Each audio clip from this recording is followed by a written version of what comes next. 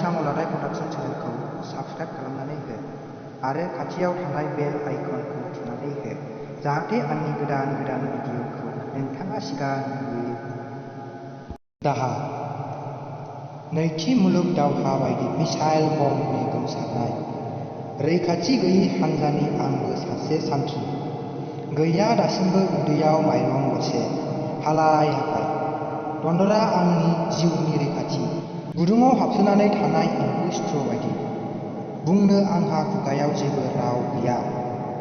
बुरलुंबुथुर दैमानि बानानिख्रुइ गोबारसिन बोहैनाय थैनि थाबथानाय गैयै बायदि। जेरैबो सोमोनांथाव सोदोब। खोनायोब्ला बुंफिननो जेबो लामा गैया। फागुन दाननि सोमलि बिबारनि समायना महरा दाउस्रि हाजि दाउलुरफोरखौ बरायनाय बायदि। मुहिनि सारफाव जाबाय साननैसोनि थाखाय। फुंबिलिनि जारां साना माब्लाबानो सोनाब फैसालि मोनहैबाय। थेवबो नेनानै दं बावखुंग्रि हाजो सेराव। सोनाब फैसालियाव।